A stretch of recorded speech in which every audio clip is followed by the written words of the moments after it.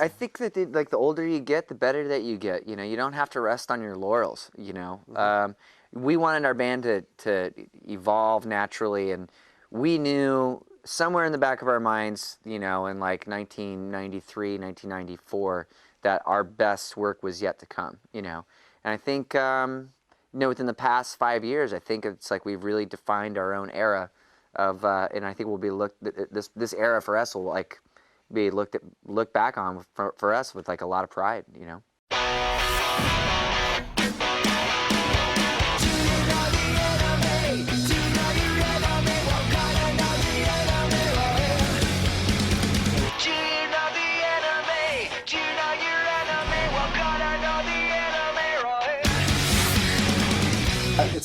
It's just been finished. How were those last few weeks before finishing the album?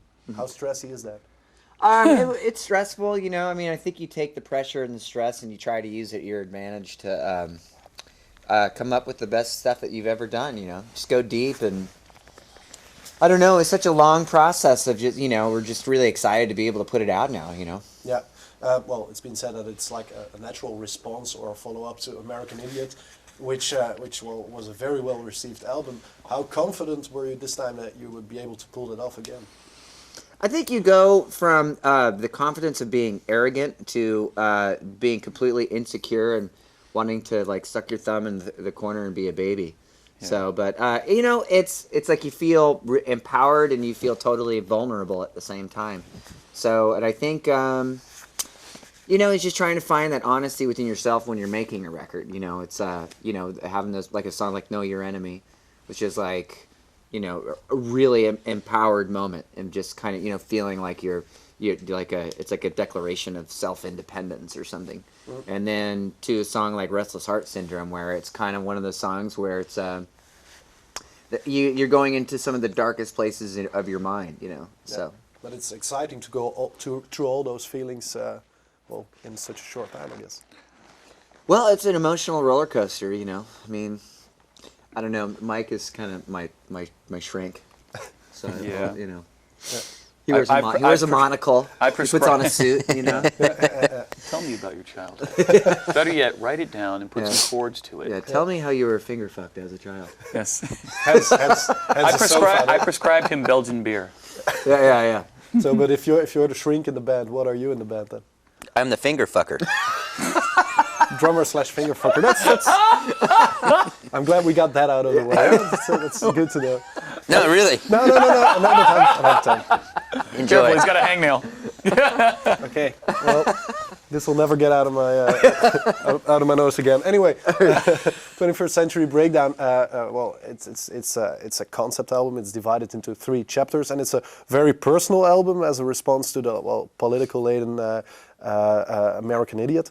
But be that as it may, it's still a lot of fun to listen to. I hope you take that as a compliment as well.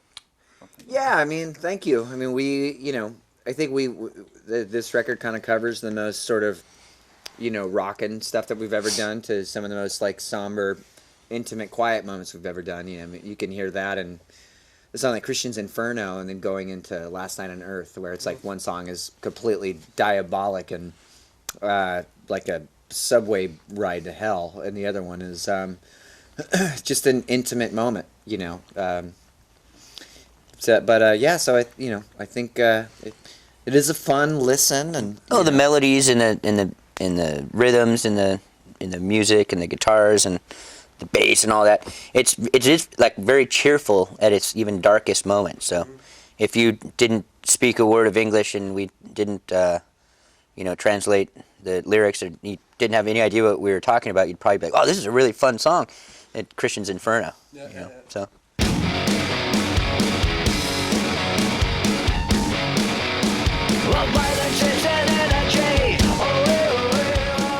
In America, it's like because of the media, or because of, or the last president, or all this sort of independent state government that goes on. There's a different crisis like every week or every day.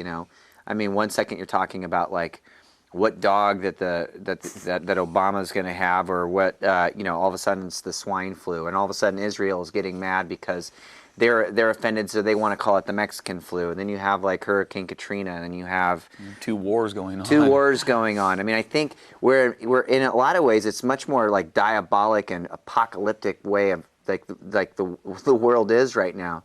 So, but at the same time, you know, you have this new president who's like you know, the most like hope that I think we've had in a long time. So it's kind of it's sort of this weird contradiction. It's like this weird dichotomy, you know, that you know, and I think the record is sort of about that, because I think we're in a lot of ways, we're in the worst state that America's been in since the Depression era. And I think we're writing songs as if it's for like you know, like pre-Depression era for us right now. Because you know, there was an article I was reading the other day where it's like they say that you know, the way that a Depression era could kick in, it's like a 20-year period. And if you figure out where this one is started, they're saying it might be started in 2005. So technically, we could be looking at another 15 years of this.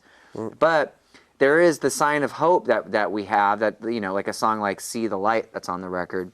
I think that's the you know, that's the thing that, you know, maybe like you know, there could be a turnaround at some point of trying to find like some kind of deeper meaning and more truth, really.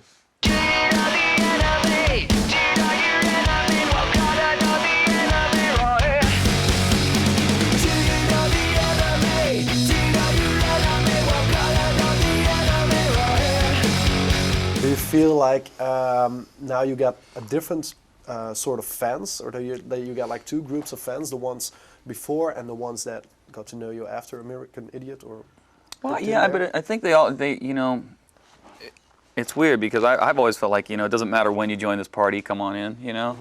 But it's really neat because there's fans that got into us, maybe they were 14 years old when American Idiot came out, and now they're old enough to vote. To the same degree, and then there's people who've been in it for a long time, or maybe 30 or however old. But I don't know. We got fans that aren't ages. even born yet. We got is all fans ages swimming band, around you know? in people's testicles at this moment right now. And I think people would, you know, there's something. Whenever you get into a band, there's always something to be discovered. Whether it's albums that are going to come out in the future, or whether you go look at the stuff that they recorded in the past, and you go, "Wow, that's really cool." I like the treasure hunt of looking for good songs with bands you like. Yeah, I mean, I had someone tell me a story once where they, this couple, you know, it could have been, you know, 15, I think it was around 15 years ago. They had sex at our show, and now they have a 15-year-old son that's into the band. You know, so it's... he's about to have sex in the... yeah, no, yeah, so like, you know, I mean, that's, you know, it's generational. Don't wanna be an American idiot.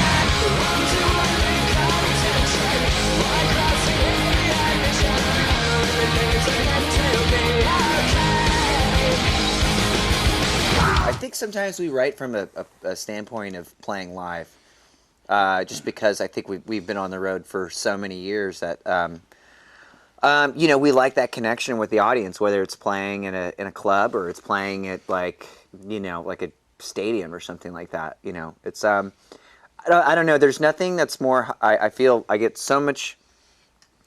It's such a spiritual, and like you get so high. There's not a better drug in the world than like, you know, than playing live, you know, and you know, and it's never, good for you. It's good for you. Never take it for granted. You know? Yeah. Health keeps you young. It's a good workout, Yeah. It is, yeah. I mean, Oh, yeah. it's like I'm 85 years old. Yeah. You don't look a day over 81.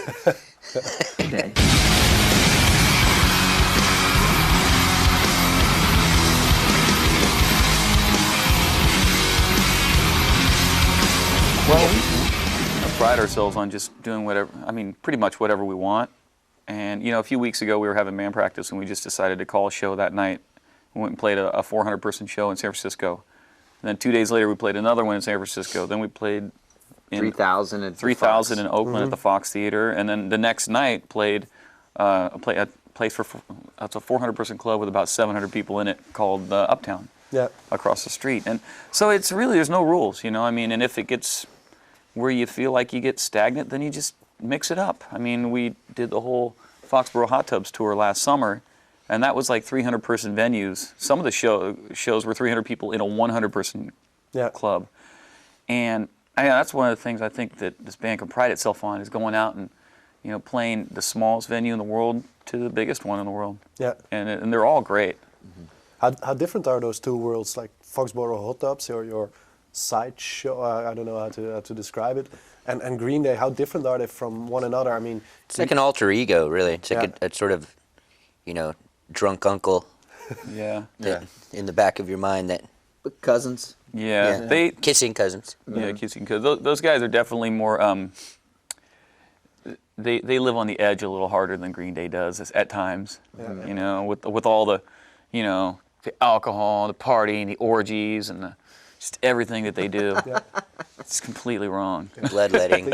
un-Green Day. There are as well. thousands and thousands of Foxborough Hot Tubs children all around the world. Yeah. Having sex at Green Day shows. Yeah. That's how it goes.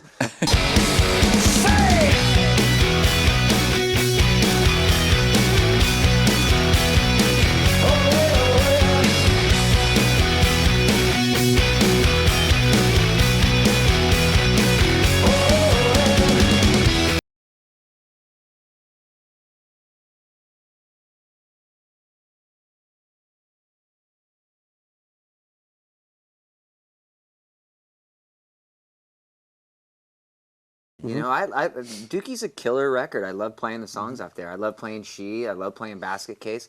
I think that there's we've never had a disconnect of our past. I think it's important to us. I think we'll always play songs like that. I think back then when we were writing songs, I think we've always had, it's like, let's play music that we could play 20 years from now. That will still be relevant to us, that won't be dated, I think that lurks in the back of your mind. It's like you think about a song like Satisfaction by the Rolling Stones. I mean, it's like that's still a significant emotion in, Mick Jagger's life, I mean, obviously, the guy's been doing it for, 50 years or something like that. Obviously, he's not satisfied yet, so.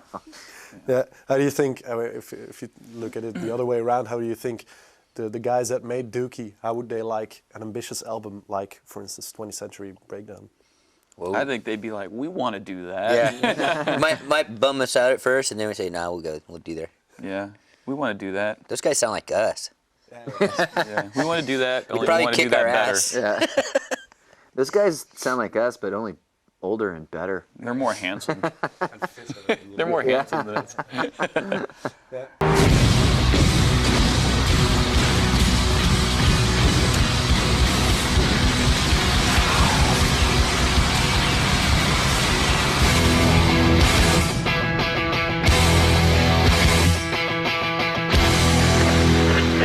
Sing us the song of the century.